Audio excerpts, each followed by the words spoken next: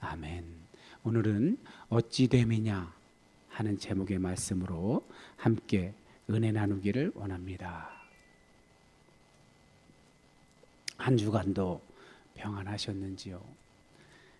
이제 점점 더위가 다가오고 있습니다. 올여름 폭염이나 혹은 폭우나 이런 것들이 예상되고 있다고 기상청에서 알려주고 있는데 늘 강조하지만 건강에 유의하시고 안전에도 유의하시기 바랍니다. 한동안 우리를 잠 못 이루게 했던 계엄 사태, 참 많은 분들이 마음 졸이며 그렇게 뜬 눈으로 밤을 지새곤 했는데, 그래도 우리가 사는 세상에서 우리를 근심케 하고 불안케 하고 걱정케 했던 가장 큰 일이 그래도 해결되어서 참으로 다행입니다. 어쨌든 그 3년 20대 대통령에 당선되어서 정무를 수행한 3년 동안 안타깝게도 우리나라가 많이 퇴보한 것이 사실입니다. 이웃 나라들은 그 시간에도 열심히 연구 개발을 게을리하지 않아서 경제적으로는 우리나라가 지금 많이 처졌는데, 그래도 유능한 분이 당선되었으니 충분히 이를 따라잡고 오히려 추월하리라 그렇게 기대를 해봅니다. 지난 대선 이야기를 꺼내게 된 동기는 제가 칼럼에도 소개를 해드렸지만 주보 잘 확인하시기 바랍니다. 제가 몸담고 있는 어떤 그 취미로 혹은 그 몸 관리를 위해서 하고 있는 그 수영장 회원 두 사람과 이렇게 식사를 한 적이 있었습니다. 저와 거의 같은 시대를 산 한 사람은 저와 나이도 같고 생일도 한 달밖에 차이 안 나고, 한 사람은 2살 정도 어린데, 한 사람은 근로자고 한 사람은 이제 개인 사업자인데, 어찌 되었든 지금 우리가 사는 곳에서 50대 중후반의 연령대에 경제적으로는 중산층 이상의 삶을 살고 있고, 학력도 대졸 이상, 생각하는 능력, 판단하는 능력이 중간치 이상이라고 볼 수 있는 거죠, 그죠?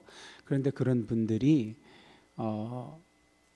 이런 극우적 성향을 가진 것을 보고 참 의아하게 생각했어요. 대선에서도 41% 정도 되는 유권자가 계엄을 연출한 당 소속의 후보자에게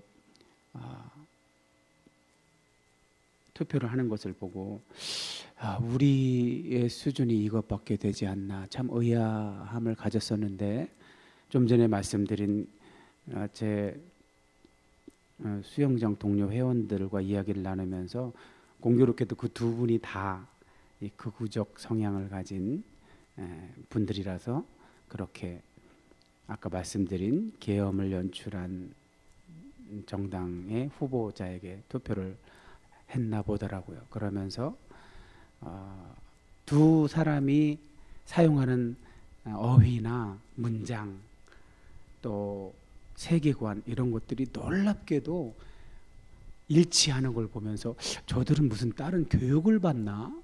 모여서 그런 의문을 가진 적이 있는데, 참으로 좀 안타까움이 많았습니다.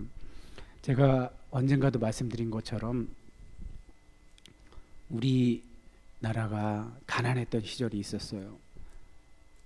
근데 군부 출신 대통령이 나와서 어떤 국민들의 마음을 하나로 모아서 그 가난을 탈출하려고 극복하려고 했던 모든 정책들, 그런 것들이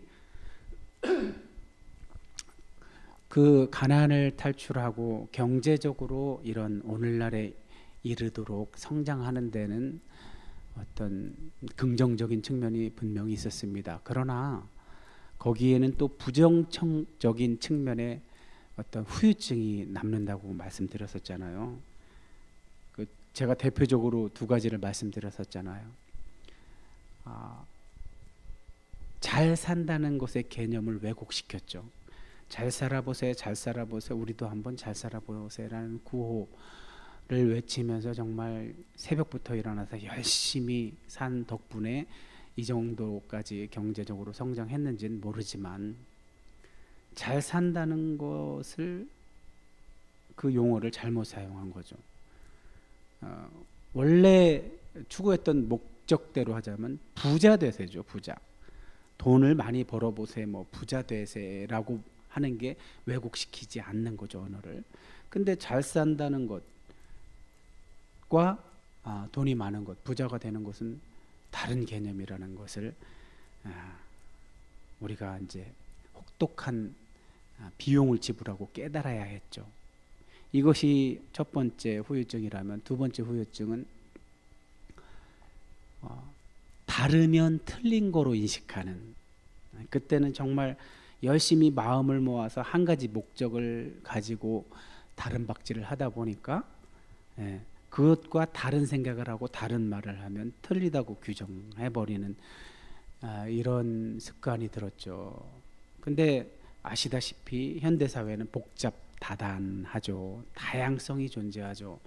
그 다양성을 인정하지 않고 틀리다고 규정을 해버리면 분열과 갈등, 심지어는 이제 전쟁으로까지 치닫게 되는 거죠.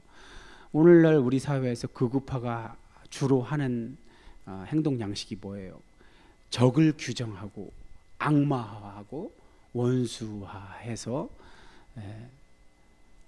그들을 공격하려는 성향을 갖는 거죠. 그러니까 이처럼 오늘날 한국 사회가 그렇게 어떤 물질적으로, 경제적으로는 이런 뭐 세계 10위권 안에까지 들 정도로 열심히 살아서 이런 결과를 만들었지만, 중요한 건 정신적으로 피폐해져서 뭐 청소년 자살률이나 뭐 전체적인 수치가 OECD 국가 중에서 최하위에 머무는, 그러니까 행복 지수는 형편없는 그런 나라가 돼버렸죠. 자, 이런 말씀을 드리고 오늘 말씀을 시작하려는 이유는, 오늘 오순절 성령 강림 사건을 본문으로 우리가 읽었는데, 그 오순절 성령 강림 사건이 의미하는 바를 왜곡시키지 않으려면 어떤 충분한 컨텍스트를 알아야 된다는 거죠. 컨텍스트를 아주 충분히 알아서 어떤 맥락에서 이런 일이 일어난 거고, 하나님께서 이 일을 통해서 무엇을 말씀하려고 하는지를 피상적으로 이해하면 지엽적으로 빠질 확률이 높다는 거. 실제 우리 한국교회 근현대 이런 현대 교회사에서 그런 일이 있었잖아요. 방언을 못하면 성령 받은 게 아닌라고 규정하는 이런 형태들, 참 잘못된 거죠. 자, 어찌 되었든 한번 오늘 시작하는 말씀 들어가 보겠습니다. 오순절 날이 이름에 그들이 다 같이 한 곳에 모였더니. 오늘 이 말씀, 자, 순서대로 해보면 오순절 날, 이 직전에는 어떤 장면이었죠? 예수님께서 십자가에서 돌아가신 후 예수님의 사명을 다 이루셨죠, 그죠? 이루시고 부활하셔서 이 사도행전에 의하면 40일 동안, 부활하신 후에 40일 동안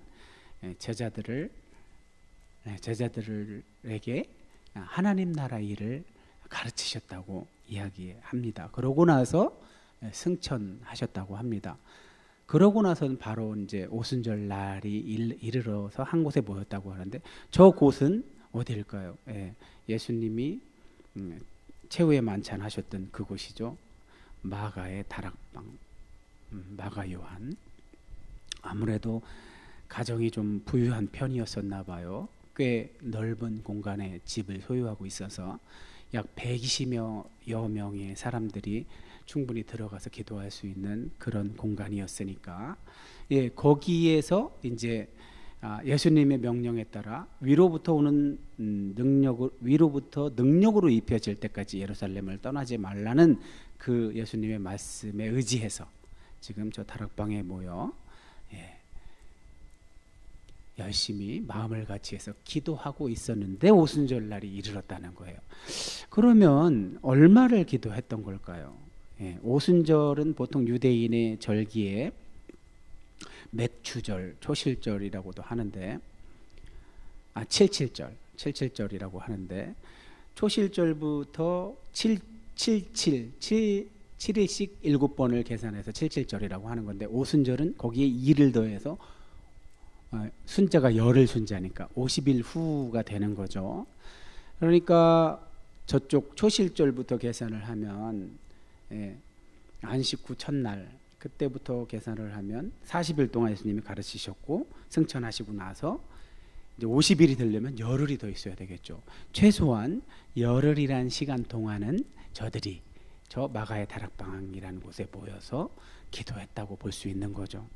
그러니까 뭐 저걸 또 문자 그대로 이해해서 무조건 열흘 정도만 진짜 기도에 힘쓰면 저렇게 능력을 받는구나 이렇게 이해하라고 이런 말씀을 드리는 것이 아니라, 마음을 모아 힘썼다는 그 말씀이 의미하는 것은 저처럼 한 가지 목적을 가지고 공동체가 모여서 열심히 기도할 때 하나님께서 응답하신다는 의미로 이 말씀을 드리는 겁니다. 자, 어찌되었든 그 장면을 오늘 우리 성경은 이렇게 묘사를 합니다. 제가 저렇게 이제 이미지로 여러분께 가져왔는데, 오늘 말씀 2절은 저렇게 묘사를 하고 있어요. 호련히 하늘로부터 급하고 강한 바람 같은 소리가 있어 그들이 앉은 온 집에 가득하며 마치 불의 혀처럼 갈라지는 것들이 그들에게 보여 각 사람 위에 하나씩 임하여 있더니. 자, 하늘로부터 급하고 강한 바람 같은 소리, 예, 저 부분에선 약간 우리가 요한복음 3장과 좀 의미가 통하는 부분이 있죠. 바람이 있지만 그 바람이 소리는 우리가 바람 소리는 들을 수 있지만 그것이 어디서 시작해서 어디로 가는지 모르는 것처럼 성령의 임하심도 이렇게 한다. 그래서 요한복음 3장에서 거듭남의 성령 세례, 거듭남의 성령 받음은 언제 어떻게 우리한테 오지 못하는지를 말씀하고 계신다면, 오늘 이 누가가 보도하는 사도행전의 오순절 사건은 좀 더 그런 요한이 비가시적인 보이지 않는 형태로 묘사하고 있다면, 오늘 이렇게 능력으로 임하는 성령은 이렇게 가시적으로 표현하고 있죠. 소리 들을 수 있게 이야기하고 또 마치 불의 혀처럼 갈라지는 것들이 저렇게 사람 위에 있다고 표현을 합니다. 자, 저렇게 불로 표현하는 것, 저것을 통해서 뭐를 알 수 있을까요? 제가 칼럼에서도 말씀드린 것처럼 요한은 요한의 성령론, 성령을 묘사하는 어떤 스타일은 새 창조로 많이 표현을 하죠. 제자들에게 숨을 불어넣어주는 그 장면은 창세기 2장에 하나님께서 흙으로 사람을 지으시고 이렇게 숨을 불어넣으셔서 생명이 되는 것처럼, 그런 어떤 창세기 1, 2장에서의 새 창조의 이미지를 요한이 사용하고 있다면, 누가는 이사야가 그리고 있는 새 출애굽의 이미지를 사용한다고 그랬잖아요.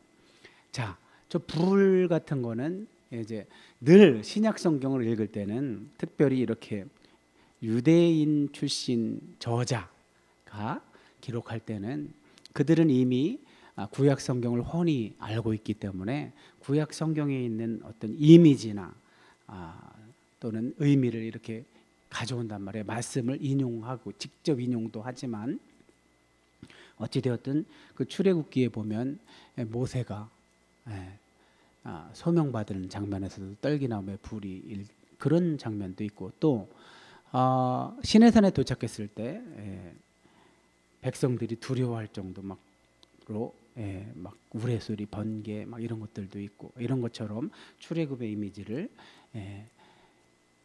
지금 누가가 사용하는 거죠. 새 출애굽의 의미로 사용하고 있는 거죠. 자, 마치 불의 혀처럼 갈라지는 것들이 이렇게 한 사람 한 사람에게 임하여 있다고 묘사를 하고 있습니다. 오늘 자, 이사야서에도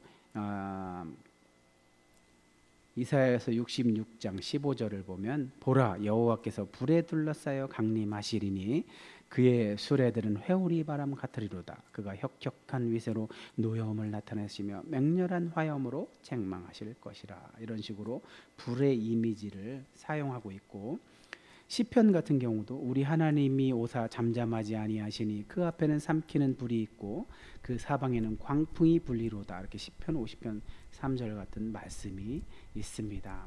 어찌 되었든 불의 이미지로 불의 이미지가 주는 의미는 무엇일까요? 지금 능력으로 임하는 성령을 불의 이미지로 저렇게 왔을 때는 불은 죄 같은 것을 소멸하는 어떤 의미도 있죠. 어쨌든 우리가 많은 부분을 저런 이미지를 볼 때 상상해 볼 수 있는 거죠. 자, 그런데 어찌 되었든 저 어떤 그러니까 하나님께서 영적인 시야를 열어준 사람들은 저렇게 가시적으로 소리도 듣고 불의 혀 같은 것이 각 사람 위에 있는 것도 보았고, 이렇게 당사자들 열심히 약 열흘 정도로 추정되는 기간 동안 열심히 기도했던 그들이 다 성령의 충만함을 받고 성령이 말하게 하심을 따라 다른 언어들로 말하기를 시작했다고 합니다. 이제 누가는 저런 어떤 성령의 임하심, 능력으로 임하시는 성령과 언어를 이렇게 대비시키셨어요.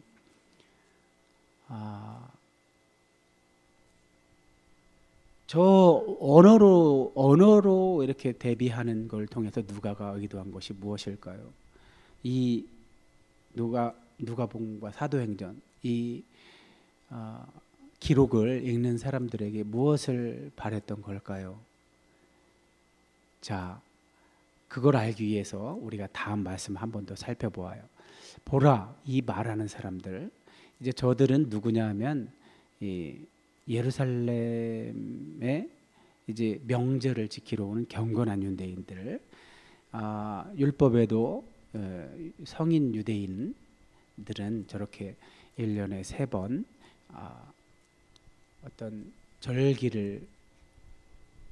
때에는 의무적으로 저렇게 지키러 왔는데, 그런 목적으로 온 사람들이 이제 모여 있다가 그 오순절 성령 강림 사건을 목격하게 되는 거죠. 그래서 저 말을 하는 거예요.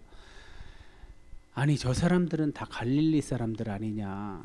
근데 어째서 우리 각 사람이 난 곳 방언으로 듣게 되는 거예요. 각 사람이 난 곳을 어디를 얘기하는 걸까요? 그 당시 지중해 주변 세계를 얘기하는 거겠죠.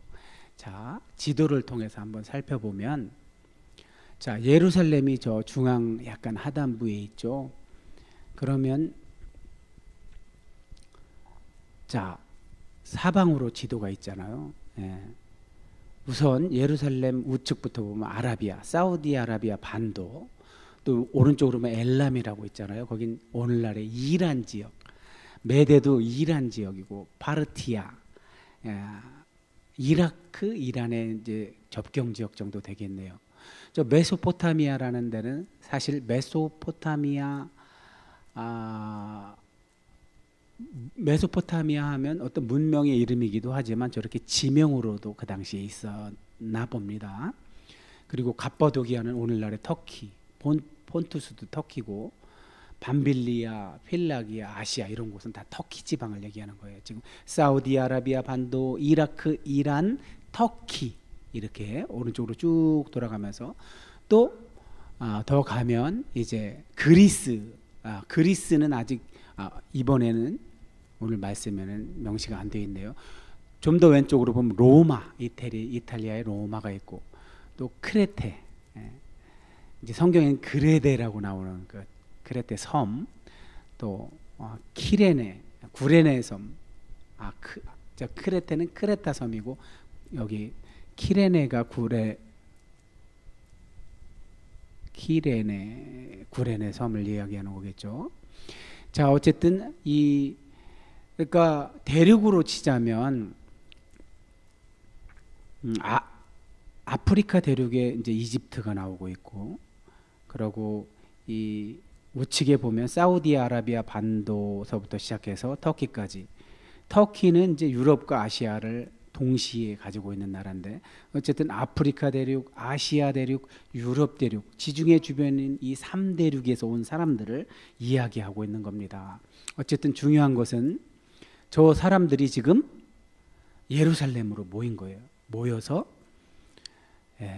지금 오순절 성령 강림 사건을 통해서 그때 주역들, 성령 강림, 위로부터 능력으로 입혀지는 체험을 한 당사자들을, 그들을 통해서 이제 앞으로 일어날 일들을 위해서 지금 저들이 능력을 받고 있는 건데, 근데 그 능력을 받는 장면이 상징하고 있는 것이 있다는 것이죠. 그것이 무엇일까요? 자, 제가 요즘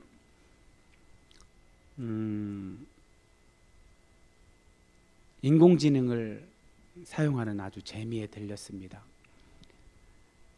인공지능을 여러 개를 비교해 가면서 사용하고 있는데, 최근에 구글에서 제미나이라는 모델이 나왔는데, 이것이 이제 그동안 챗GPT나 혹은 그 중국의 스타트업에서 개발하는 바람에 엔비디아의 주가가 확 떨어졌다고 보도할 정도로 딥시크라는 그런 회사가 또 개발했는데, 근데 제미나이가 지금 그들을 추월했다고 막 이제 난리를 피우고 있는데, 제가 직접 사용을 해보니까 아직은 각각의 어떤 장단점이 있는 것 같아요. 제가 이것들을 사용하면서 느끼게 되는 것은 이제 질문력이구나. 사용자가 얼마나 질문을 잘 하느냐에 따라서 대답이 달라져요. 제가 이 오순절 성령 강림, 이 능력으로 임하는 이 사건을 누가는 어째서 이 언어와 이렇게 매치를 시켰을까? 이 부분을 저는 이제 아무래도 구약을 전공했기 때문에 제가 생각나는 부분이 있어요. 언어가 지금 저렇게 난 곳이 다 다른데도 갈릴리 사람들은 자기가 갈릴리에서 사용하던 말밖에 할 수가 없는데, 할 줄 모르는데, 그들은 분명히 갈릴리 말을 썼을 텐데, 예를 들면 아람어 같은 거를 아람어로 말했을 텐데, 이제 저렇게 지중해 주변에 각각 다른 곳에서 온 사람들이 자기들이 사용하는 말이 별도로 있었을 텐데, 저 갈릴리 사람이 하는 말이 자기들의 말로 들리더라는 거죠. 이건 뭘 얘기하는 걸까요? 언어가 통일된 거죠. 언어가 통일됐다는 것은 뭘 뜻하는 걸까요? 언어는 커뮤니케이션, 소통을 위해서 있는 거잖아요. 이제 저렇게 소통을, 이 사도행전을 시작하면서 언어의 통일을 누가가 왜 여기서 특별히 강조하고 있나? 이렇게 접근해야 됩니다. 방언을 오늘날 우리가 하는 오늘날엔 잘 하지도 않죠. 우리 성령이 뜨겁게 역사했던 그 시절에 우리가 많이 했던 방언들은 주로 기도하라고, 집중해서 기도하기 좋게 선물로 주신 방언이에요. 흔히들 기도 방언이라고 하는데, 뭐 어떤 분들은 랄랄라 방언이라고도 하는데, 어쨌든 그 방언은 그렇게 접근해야 되는 거고, 이제 사도 바울의 고린도 전서 같은 데서 이제 잘 소개하고 있죠.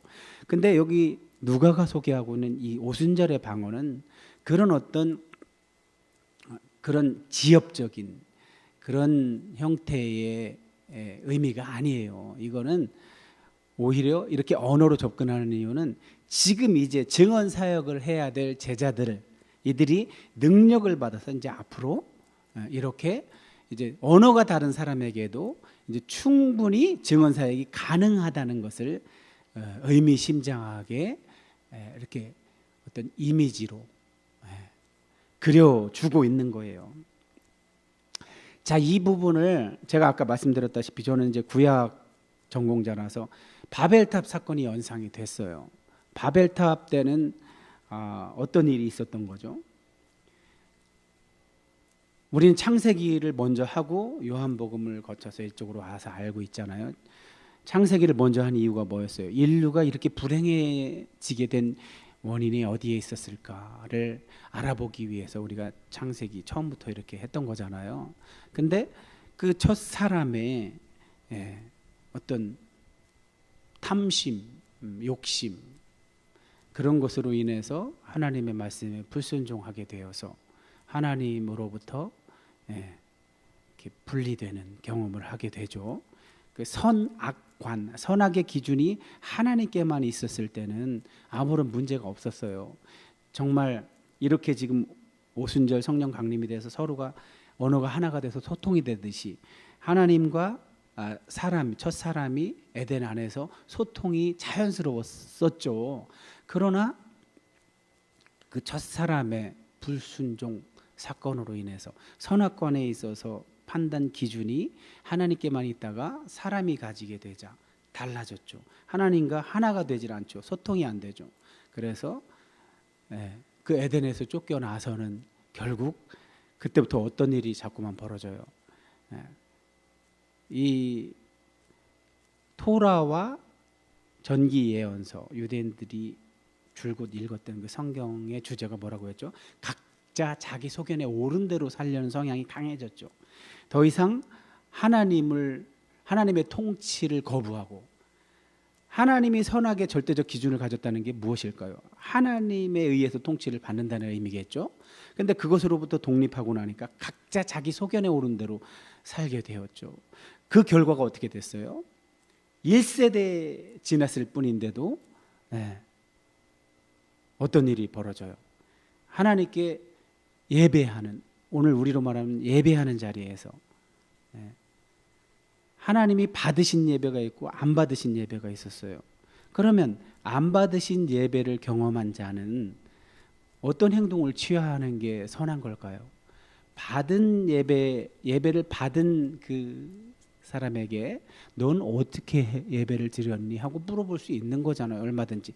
이게 소통이죠. 이게 토론이고, 이렇게 해서 정답을 알아내는 거죠.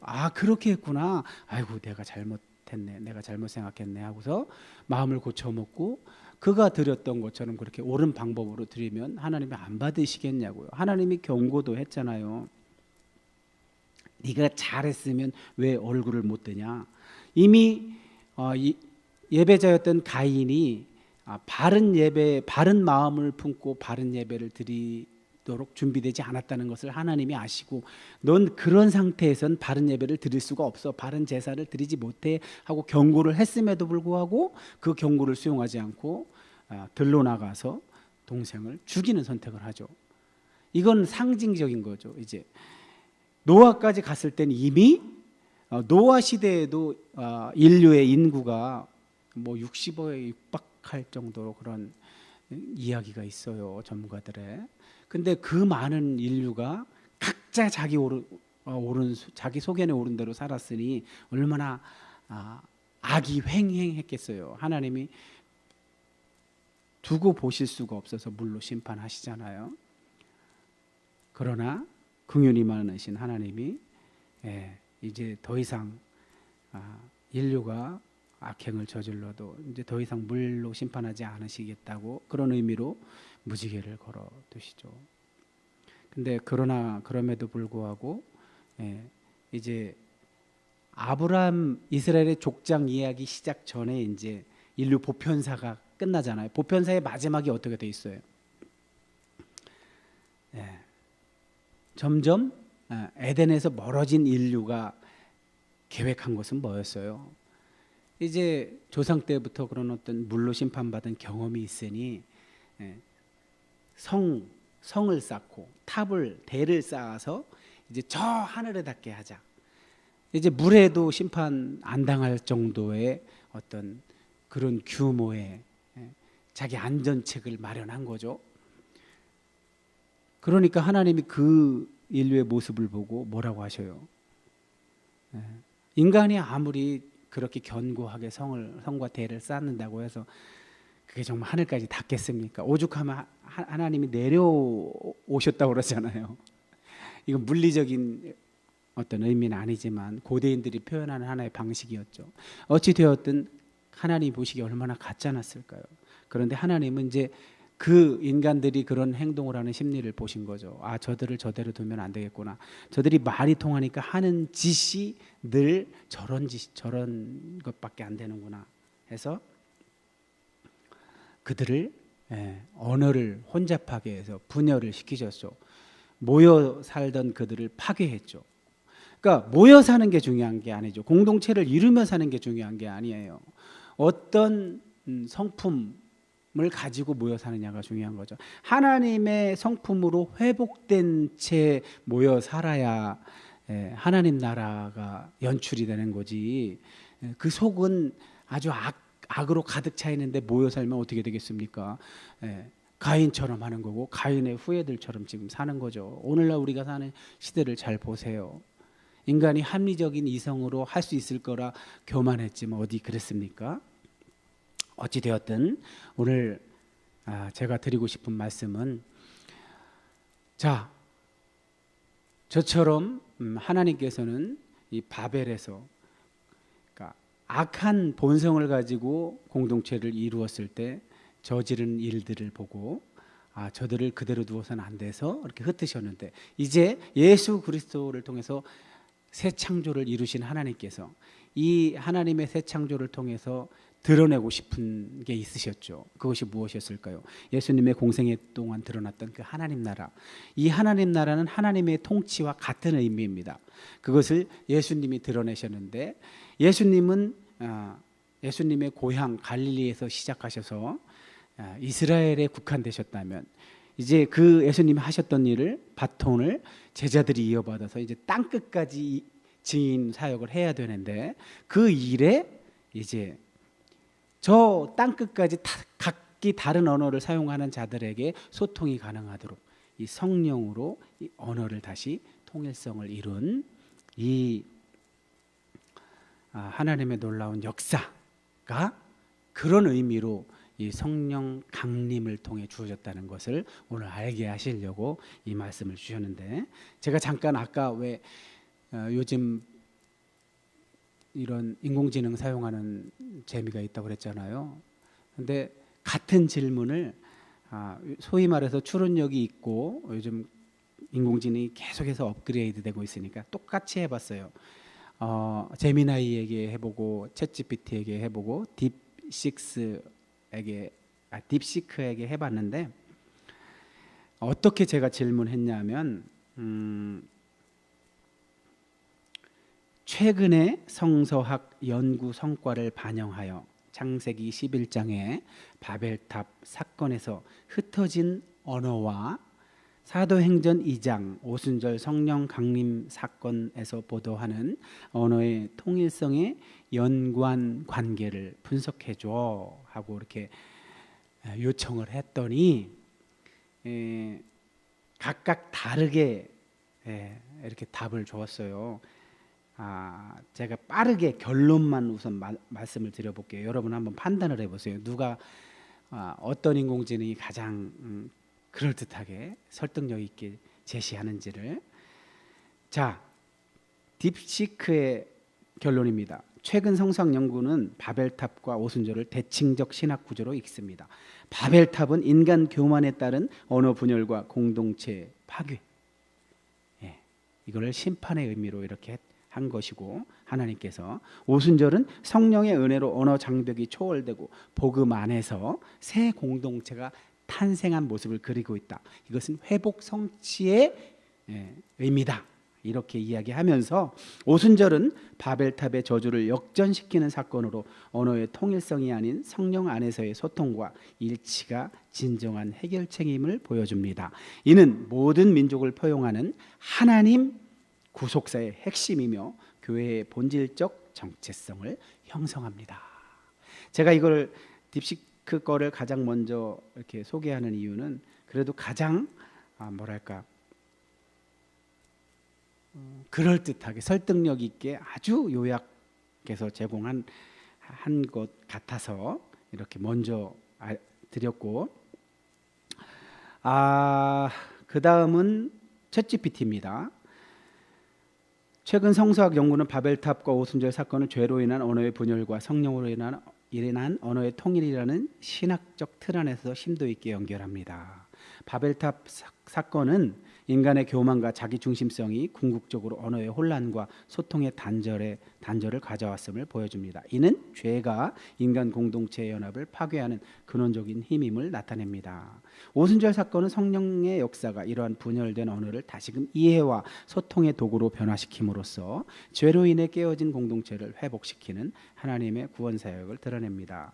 성령은 민족적 언어 장벽을 넘어선 보편적인 공동체, 즉 교회의 탄생을 가능하게 합니다. 결론적으로 최근 성서학 연구는 창세기 11장의 바벨탑 사건과 사도행전 2장의 오순절 성령 강림 사건이 언어의 분열과 통일이라는 대칭적인 관계 속에서 하나님의 주권과 구원 사역을 드러내는 중요한 신학적 서사임을 강조합니다. 바벨탑은 인간의 죄가 소통의 단절과 분열을 야기했음을, 오순절은 성령의 역사가 민족과 언어를 초월한 진정한 연합과 소통을 가능하게 하여 하나님의 새로운 공동체를 형성했음을 보여주는 것입니다. 이렇게 제미나이가 결론을 말해줬다면, 이제 마지막으로 챗GPT는 바벨탑 사건은 인간의 교만이 가져온 분열의 서사이며 오순절 사건은 성령을 통한 하나님 나라의 회복 서사입니다. 즉 바벨에서 무너진 인류 공동체가 오순절에서 다시 성령 안에서 하나로 세워지는 사건이 바로 사도행전 2장입니다. 바벨은 인류의 분열을 선언하고 오순절은 교회 공동체의 탄생을 선포한다. 이렇게 요약하고 있습니다. 자, 제 마지막 어떤 소견은, 제가 딥시크를 그래도 추천하는, 이 질문에 답한 거에 있어서만은 딥시크를 추천하는 이유는, 제가 이제 경험에 의하면 똑같이 추론을 통해서 전문가들의 연구 성과를 가져올 때 좀 더 쉬운 언어로 바꾸어서 이해하기 좋게, 질문자가 이해하기 좋게 한 것은 이 딥시크가 아니었나, 이런 판단에서 제가 딥시크를 좀 추천한 것입니다. 자, 이제 오늘 말씀 마치려고 합니다. 오늘은 그들이 세술에 취하였다고 조롱하는 어떤 이들도 있다고 합니다. 그러니까 마가의 다락방에서 열흘 동안 마음을 갖춰 힘써 기도한 자들에게 임한 위로부터 입혀진 능력, 그것을 통해서 누군가 어떤 예를 들어서 베드로 같은, 이제 다음 주부터는 베드로의 설교가 소개되는데, 이렇게 설교자가 어떤 설교를 하면 그가 자신이 사용하는 언어로 말을 했지만 듣는 이들은 다른, 각자 자기 언어로 들었다는 것, 이것은 바벨의 언어 혼란, 혼잡, 분열, 공동체 심판을 통한 공동체의 파괴가 다시 오순절 이 성령 강림 사건을 통해서 회복, 새 창조의 의미라고 이렇게 이야기하는데, 이 겉으로 드러나는 현상, 이미지를 술 취했네, 저들 술 취한 거 아니야? 하고 바라보던 자들도 있었다는 겁니다. 어찌되었든 저 중에 뭐 나중에 후에는 베드로의 설교를 듣고 회개하고 성령을 선물로 받는 그런 자들도 있고 그렇지 않은 자들도 있었겠죠. 어쨌든 오늘 저 드러나는 현상을 가지고 술 취했다고 보는 것으로 봐서는 아마든지 유추를 해보면 성령 충만함이 술 취한 사람들의 행동 양식은 어떤가요? 그들이 드러내는 것, 호기를 부리고 뭐 자신감도 있고 막 자신감에 넘쳐서 막 이런 모습들이 있잖아요. 저도 오순절 이런 성령 강림 사건과 같은 체험을 2006년 2월 27일 정오에 하나님께서 해주셨는데 그 사건 이후에 제가 일어났던 것을 이제 제 개인적인 경험이지만 증언을 하자면 이 단전 부분에 어떤 점같이 어떤 따끈따끈한 것이 일어나서 제 안에 있었던 어떤 모든 그 당시에 죄악스러웠던 많은 요소들을 소멸시켜서 이렇게 소멸시켜 주신 다음에 바로 이 혀가 막 고무줄처럼 늘어나서 그때 받은 방언은 정말 어느 나라 말인지 외계 언어인지도 이해하지 못할 정도로 이상한 언어였는데 그건 지금 다 잊었습니다. 지금은 저는 기도 방언밖에 하지 못하는데 어찌되었든 그날 그 시절 이후에 제게 일어났던 일들은 저 지금 저렇게 그들에게 일어났던 일들을 보고 술 취했다고 이야기한 것처럼 제게 일어난 일들은 뭐 이런 제가 일반화시키는 건 아닙니다. 뭐 술, 담배 같은 것은 그냥 끊어지고 또 뭐 음란 같은 것조차 아주 사라지는 오히려 그러니까 하나님이 기뻐하시지 않는 측면의 어떤 행동 양식들은 할 수 없을 정도의 어떤 신체적인 위해가 가해지는 그런 경험도 있었어요. 그러니까 어찌되었든 성령 충만한 자들에게서 일어나는 일들을 보고 사람들은 저렇게밖에 표현을 못할 정도로 독특했다는 거죠. 독특. 이제 우리가 조심해야 되는 건 저런 겉으로 드러나는 현상의 독특함 때문에 아주 지엽적인 것을 침소봉대해서는 안 된다는 말씀으로 이 말씀을 드리는 거예요. 사도행전 2장의 오순절 강림 사건에서 지금 보도한 이 장면을 이제 베드로가 풀어주겠죠. 설교를 통해서 이것이 의미하는 바를. 그러나 오늘 본문을 통해서 대언자로 나선 하나님께서 세워주신 제가 이 지엽적인 곳으로 흐르지 않고 오늘 말씀의 진정한 의미는 앞에서 다 말씀드렸어요.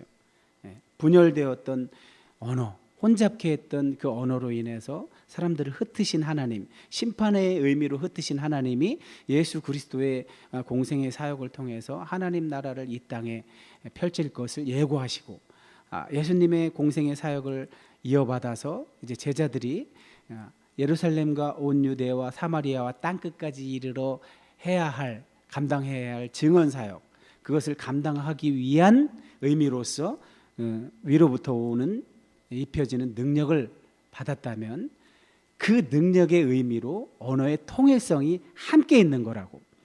겉으로 드러나는 막 방언을 말하고 뭐 좀 약간 신비감이 느껴진 이런 지엽적인 현상에 현혹되지 말고 앞으로 하나님 나라의 일을 증언하는 그 일에 방해받지 않기 위해서 언어의 통일성이 능력으로 허락되었다는, 그렇게 접근하라고 오늘 말씀을 주신 줄 잊지 마시고, 오늘날 우리가 예수께서 시키신 일을 감당함에 있어서 제한받을 수 있는 모든 요소들을 하나님께서 없이 하여 주시고 능력으로 새롭게 하여 주셨으니 이제 더 이상 불안, 걱정, 염려 다 붙들어 매고 예수님이 시키신 일을 실제로 실천해 보라고 이 말씀 주신 줄 믿습니다.